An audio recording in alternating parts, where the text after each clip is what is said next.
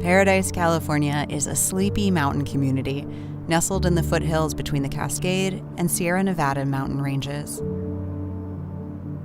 In recent years, it's become synonymous with one of the most severe climate disasters in California's modern history. The Camp Fire was an unprecedented impact on a community. I was born and raised in Paradise. The house I was born in, every house that I grew up in, every house that I ever spent time in, all of my friends' house, all of my family house that ever lived in Paradise were completely destroyed. The Camp Fire devastated Paradise in 2018, leaving hardly anything in its path and searing the surrounding landscape. 3 years later, many in the community are thinking about the future.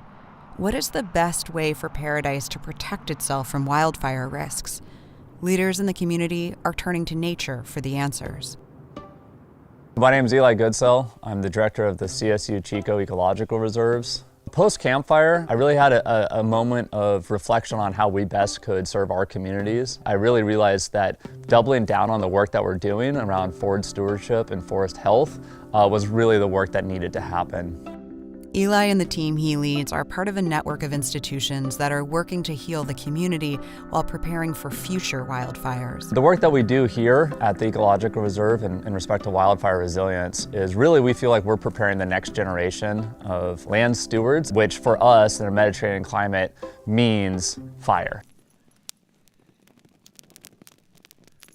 On this day in the reserve, a crew of land stewards are preparing for a prescribed burn, a method of putting fire on a designated area to increase the health of the forest and mitigate future wildfire risk.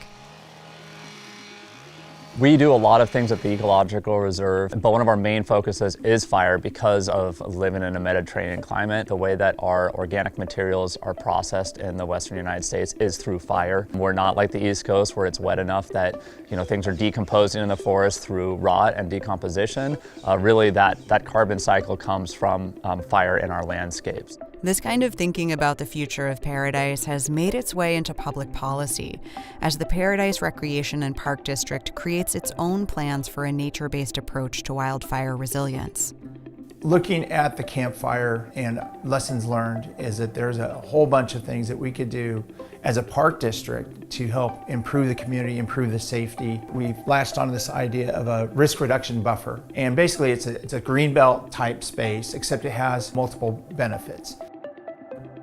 These risk reduction buffers would be similar to your typical public park, except they would be managed using the same methods Eli and his team practice on the reserve, including prescribed burning, maintaining a clean understory, and encouraging the growth of fire-resistant vegetation.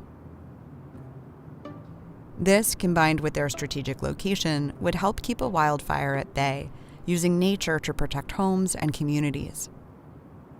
Day of the Camp Fire, which started in this region here, just outside of our district boundaries, raced up that canyon and then started spotting fire 2-3 miles away. That set of circumstances is going to be with us. Steep canyons, high winds, and changing climate that's allowing for drier conditions are going to be with us. By taking a bird's eye view of the Camp Fire's footprint, Dan has identified strategic properties and areas that are ideal for a buffer park. Many sit at the wild-land-urban interface, protecting communities that are adjacent to wild areas. We're going to head up towards Paradise Lake. Really good example of how very modest land management actually helped combat some of the worst effects of the Camp Fire. This is a rough site right now. There's a lot of dead standing wood. There is a little bit of infrastructure roads that are in disrepair. If I use a little bit of a time machine on this and what it looks like as a park in the future, this would be a more shaded fire break. There'd be larger trees. There would be more oaks in here and an understory that would be much more open.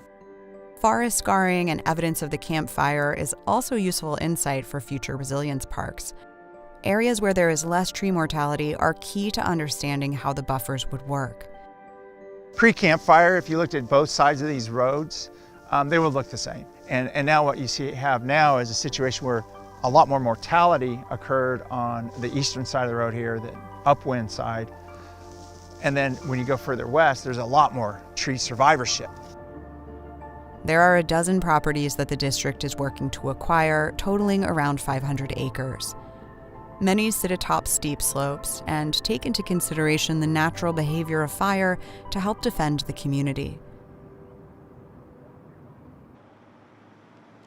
So how does a small district come up with the funding and resources necessary to execute an ambitious project like this?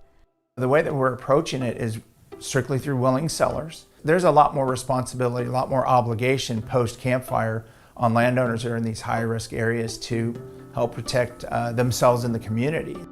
There's a lot of sensitivity around approaching a landowner that may have not yet decided what they're going to do with their land. Nevertheless, Dan has found that there are doors opening for these new ideas. One thing that's been very validating for us is talking with landowners, talking with the community, that they've arrived at a similar idea.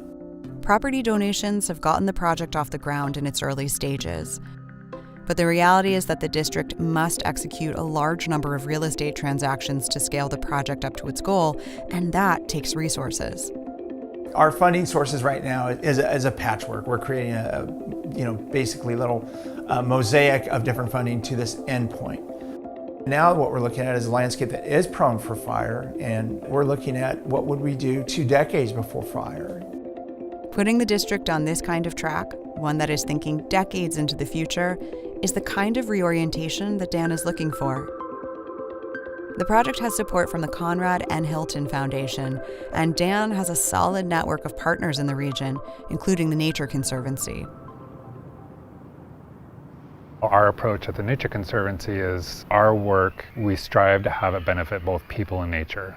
And the science tells us that buffer areas, we know that they work to help reduce risk. There's a lot of attention on Paradise, which means there's also a lot of funding available. So if we can help steer that funding and policy changes that emanate from lessons learned in Paradise and then transfer those lessons to other communities, then it's a win-win.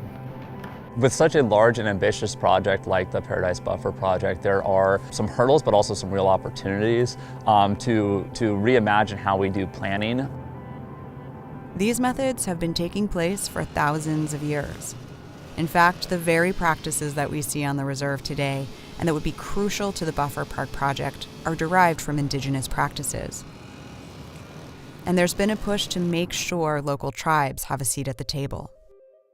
Hitanayam, Niki Yasam Hilo, Niki Ma'a Machupta. My name's Hilo and I'm Machupta. I'm a member of the Machupta Indian tribe, which is the tribe that is indigenous to the Big Chico Creek watershed and the Butte Creek watershed. My family has been living in this area of Butte County since time immemorial.